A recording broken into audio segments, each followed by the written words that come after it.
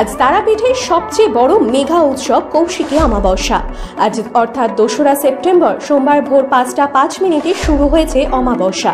থাকবে মঙ্গলবার অর্থাৎ 3রা সেপ্টেম্বর সকাল 6টা 29 মিনিট পর্যন্ত।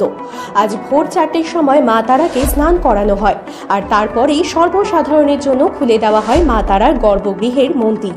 এরপর মা তারাকে রাজরাজেশ্বরী বেশে সাজিয়ে মঙ্গল আরতি করা হয়। এছাড়াও যেহেতু রাত থেকেই ভক্তরা লাইন দিতে শুরু করেন, সেই জন্য রবিবার রাত থেকেই খোলা হয় মন্দির চত্বর।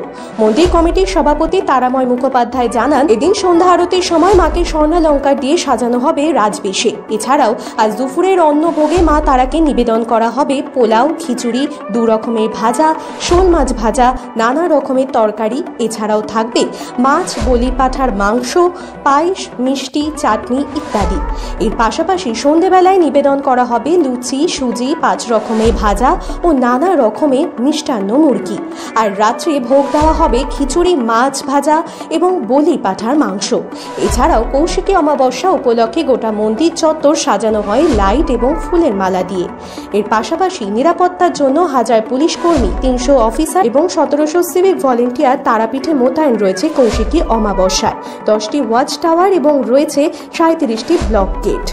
এন্ট্রি ক্রাইম পেট্রোল টিম 13টি, 200টি সিসিটিভি। এছাড়াও অপ্রীতিকর ঘটনা এড়াতে তারাপীঠের ঘাটগুলিতে রয়েছে ডুবুরি এবং তারাপীঠ মন্দির সহ এলাকা জুড়ে চলছে ড্রোনের মাধ্যমে নজরদারি।